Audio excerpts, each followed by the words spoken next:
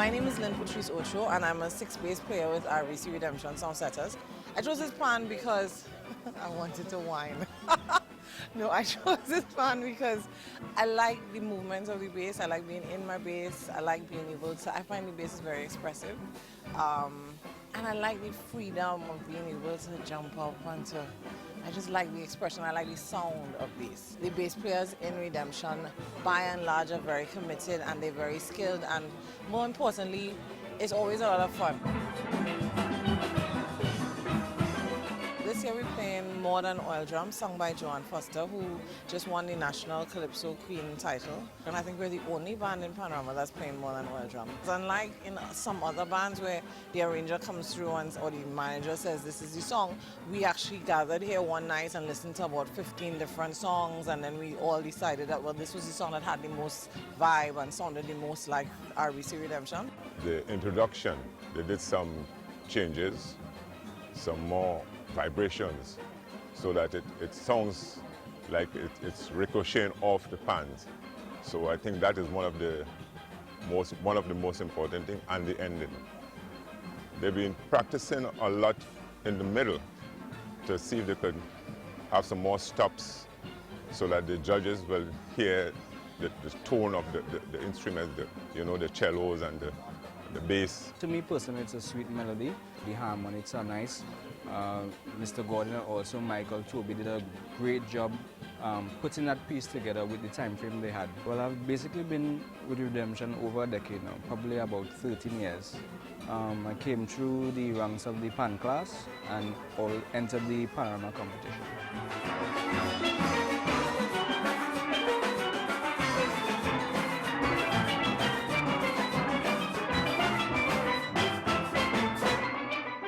I started coming here every year, and I found in this band, the young people make me proud. You can come here, you feel very comfortable, you feel as though you're at home, and speaking to the young people, they give you that courtesy and respect. And that's one of the things that I really love with Redemption Soundsetters. And my most important with this band is to see these young people who not only play the music, but they also, in the academic world, is doing great for themselves. There are a lot of young people who have been graduating with their degrees. For the years that have been coming, there's always either one or two or three people, and that's augurs well for our band. Last 4 years I went away to study. Basically to do my undergrad, also my master's, right? So even being involved, I did my master's, had some aspect to do with the band. I also had plans to do probably a historiography of the band. If we could have, various individuals come out from the band and do that kind of, biography on the band, I think it would be good for steel pan fraternity on a whole.